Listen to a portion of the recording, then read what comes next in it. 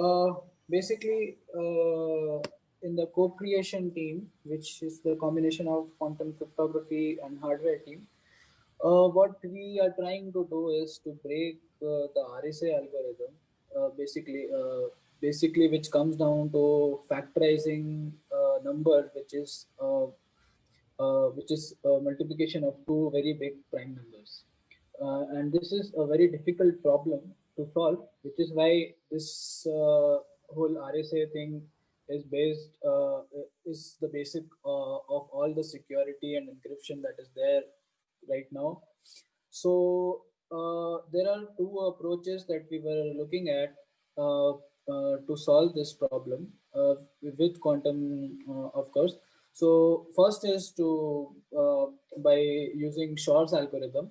So Shor's algorithm can actually do the factorization, but there are some challenges in that we don't have the hardware yet, and the number of qubits that it will require is a very big number, like 5,000 qubits or something. So and it follows the gate model of quantum computing.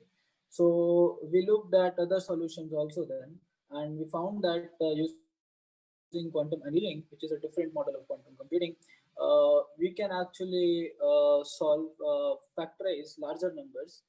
So that is where we started exploring how exactly a prime factorization problem converts into annealing problem, like an optimization problem. So we had a session on that. So I will just do a recap, and then we will talk about how we can optimize that function so that we can solve the problem with fewer qubits. So I will share my screen. Just let me know if you can see it.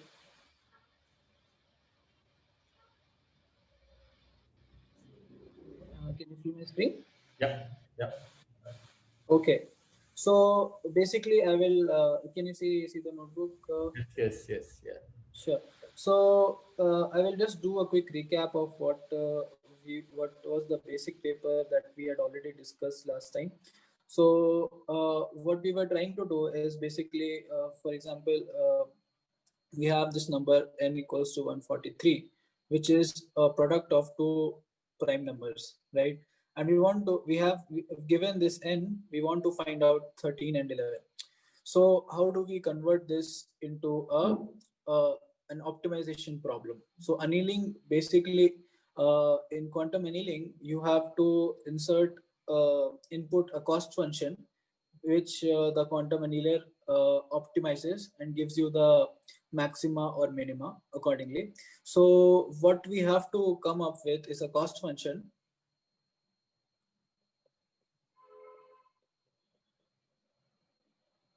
minimized by annealing. Okay, so this is our objective. So this was our objective. So let's look at how we can convert our this problem into a cost function and thus an annealing problem. Okay. So for that, we will just go through very basic, if you look at it from this point of view, it's very basic. What we do is basically when we do a multiplication from like our second standard or third standard, if you remember, when we multiply two numbers, what we do is something like this, right? Uh, and then we add, right? So similarly, what we are trying to create is a multiplication table, but in binary, right? So it works the same way, and we have two basically rules which help us basically, that if the number is prime, it has to be odd. Otherwise, it will be if this number is if these two numbers are prime, they have to be odd. Otherwise, it will be a multiple of 2 or just 2. So if it's 2, we can just find out if this is even. So that is not what we are looking at. So these two numbers will always be odd, and therefore they will always end with 1, and obviously they will start with 1. Basically we can say that this is, let's say this is P, this is Q, so we can write P as 1, P1, P2, P1, 1, and Q as 1, Q2, Q1, 1. Okay, so basically each number represents each digit. So if the number is, let's say 1001, then P2 is 0 and P1 is 1, right? So we need to find P2, P1, Q2 and Q1, which will give us the answer. So how do we solve this? So firstly, basically the multiplication rule is similar to what I showed you. So one will first we will multiply 1 with all the upper digits. So you will get the same thing what is here. So 1 is 1, 1 by 1, 1 multiplied by 1, 1 by P1, P2, 1. So you get the same thing, right? And then you come to Q1, you multiply it by 1, P1, P2, 1. So you'll get Q1, P1, Q1, P2, Q1, and Q1. So similarly, we write the multiplication table out, and obviously there are going to be some carry variables. So because if we have more than, because we are only dealing with binary, so value can only be 0 and 1, right? So if we have more than 3 digits or four numbers that are coming in, we will obviously have a carry. For example, if we have 1 plus 1, we will get 0 with a carry value of 1, right? So coming back to it, so what we do is basically, since we divide this multiplication table into columns. So for example, we have this column 1, column 2, and column 3. Column 1, column 2, column 3. So this column, this is also a column, but this will not have any variables, right? So we can ignore this one. So if you look at this column, the first column, what you can see is this, and here we have written the final number, the answer basically 143, and 143 in binary is basically 100 1000111. So right, so basically what should happen is the sum of these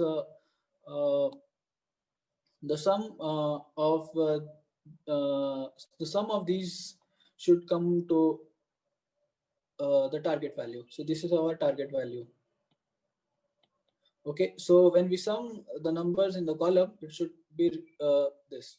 So, and of course, there will be some carry. So for this column, the carry values are C1 and C2.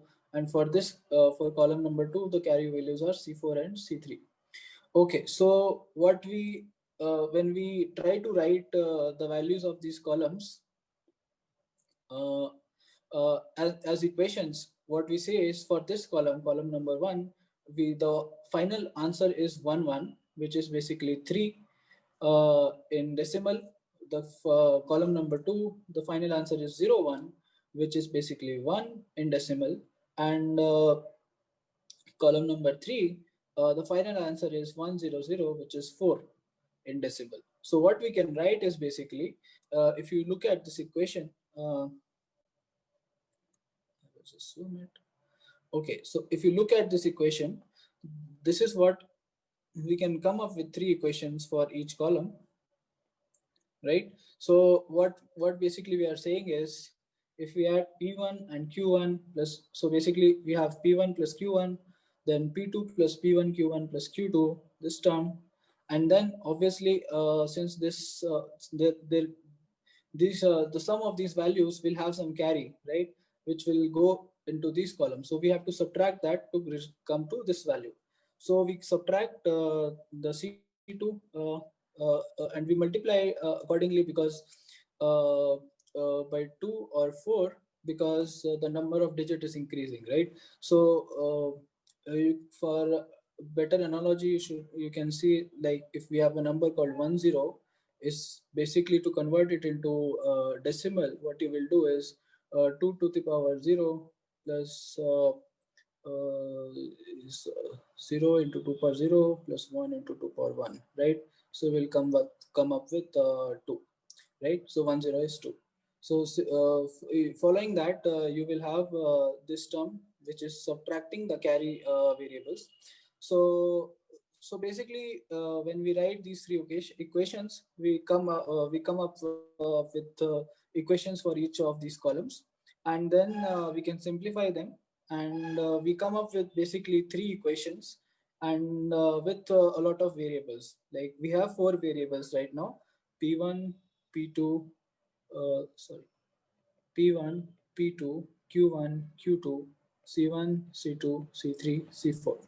Okay, and we also have their multiples, like their multiplication terms. So what we do is, when we simplify it, we come up with three equations, and to make our cost function. So basically, this is our cost function. To create our cost function, what we do is, since all the result values of, so if we say this is equation 1, this is equation 2, and this is equation 3, what we can say is, since 1 equals 0, 2 equals 0, and 3 equals 0, what we can say is 1 square plus 2 square plus 3 square is also equals to 0. So, so we create, so basically, we want to create this function which is equal to this value, and we want to optimize it to become 0, so that we can find these values: p1, p2, c1. Okay, so coming back to this, so once we write our cost function, what we do is, since we are dealing with binaries 0 and 1, we can say that the square of any, let's say if x equals to 0 or x equals to 1, x equals 0, x equals to 1, x square is always equal to x, right? Because x square is also 1, and x square here will be 0. So we can apply these optimizations, and further simplify this cost function. And what we end up with is, and there is one more step here which is a little complex, but what we are trying to do is, we are reducing the higher order terms to two order terms. Okay, so once we do that, what you will end up with is a cost function which is looking something like this. So we have, to take care of higher order terms, we have introduced more variables. So basically, we are replacing p1 q1 with t1, p1 q2 with t2, P2Q2 with T3, and P2Q1 with T4. So we have four more variables now. So when we replace these values inside the cost function, we get this big function. Okay, so which is like a combination of all these 12 variables. Okay, so then what we do is, basically, we convert this cost function into a Ising model. Okay, so to convert, so from a from a binary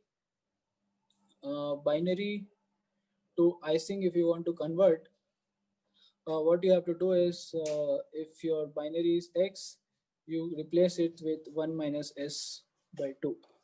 Okay, so since binary can be 0 or 1, in Ising model, the rule is that it can be 1 plus 1 or minus 1. So if x is equals to 0, we will get 1 minus s by 2, s equals to 1.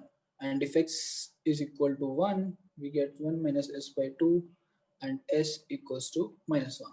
So here we can convert x to s and s to x. So this is basically converting from a binary model to a Ising model, and the same way back. So from here, we apply this rule for each variable. And so here you can see the mapping, like p1 goes to s1, p2 s2.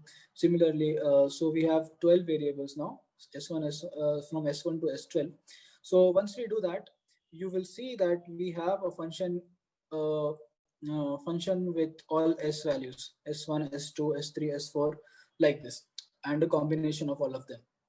So once we have this Ising function, you can actually put it inside, feed it to the annular, where each value is just the coefficient. So if you look at this part, this 261 by 2 is basically 138.5, and 215 by 2 is 107.5. So similarly, you create this Hamiltonian, and you also include the coupling terms. So we have this big H and J matrix, and this is basically our Ising model, which goes into the annular, and it gives you the solution of, it basically returns the values of S1, S2, S3 and all. So then you can recalculate using S1, S2, S3. You can back calculate P1, Q1, P2, Q2, and using that you can actually find out what are our P and Q. So this was the method that we discussed last time. So but if you see, for a number like 143, we have used a Hamiltonian with 12 variables, and this basically mean we are using 12 qubits. So if we follow this way for large numbers, the number of qubits is going to increase a lot. So what we want to do is basically optimize this cost function classically, so that the number of qubits going inside this Hamiltonian is less. So for that, what we do is basically we were looking at another paper, so which basically involves. So we look at this again. So this is our column 1, column 2, column 3, column 4. But in this approach, what we try to do is we look at these relations. We try to come up with relations between these variables, so that we can further reduce the number of variables. So for example, if you look at this column, what you can say, we know that P1 plus Q1 is going to be equal to 1, right? And since we know that these are binary, so this can be 0 or 1, this can be 0 or 1. So either P1 is 0 and Q1 is 1, or P1 is 1 and Q1 is 0, right? So this we can reduce from this. And another thing we can reduce is if we have another column called P1, Q1. Since if P1 is 0 and Q1 has to be 1, and if P1 is 1, Q1 has to be 0, we can always say that P1, Q1 will always be 0. So we can actually reduce this term, and this goes to 0. And then we have another equation, P2 plus Q2 equals to 1. And using this, we can say that C1 is 0, because the sum of these two binary variables will not is going to be is 1. So so that means that C1 is 0. And similarly, what you come up with using these connections, what we have is these three equations that we get. So once we have these equations, what you can actually do is we can come up with another cost function, which is only using P1, Q1, P2, Q2, and these values.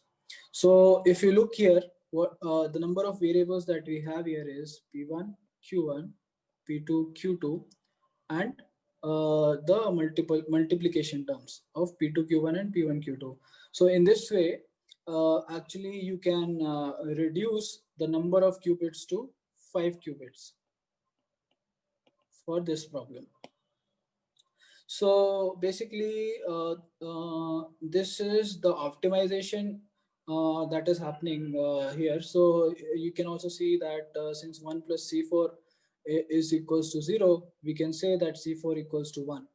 So similarly, for bigger problems also, we have an algorithm which can actually find out, which can try to find relations between these variables and reduce the number of qubits. So this was our second paper that we were looking at, and this is basically the whole explanation of how we can optimize from 12 qubits to 5 qubits for number 143. Similarly, there are just a second. Okay, so similarly, this paper using the same approach, they have tried for numbers like this big, 1005973, and using this method, using the first method, you use 96 qubits, but using the second method, you can actually reduce it to 89 qubits. So the number of qubits which is reducing in this optimization, using this optimization, is quite constant, like with increase in number, the number of the difference in the number of qubits is not increasing that much, but this is still promising, and the next step what we were trying to do is further trying to come up with optimization so that we can further reduce these, come up with more relations and reduce this number of variables. So that is basically what we are trying to do next. Yeah, very nice. Yeah. Awesome. All right, cool. Thanks a lot, Bhairav. Guys, Yeah, any questions? Any questions you can ask right now. If not, Vaibhav, it's Anruta. Have you implemented this on a DWeb machine? I mean, this is a theory, so have you implemented on a real hardware? No, we have not tried that because we did not have enough time and to access the debate thing and to learn everything, because right now we are just exploring the options. So we have not actually implemented this, but yeah, we have tried to. Our main challenge was to try to do the like convert that paper and solve that problem in that paper. In the actual paper, the way they have explained it is very complex. So this was our aim to, so that we can reduce the whole problem into very basic uh, mm, explanation, basically. Okay.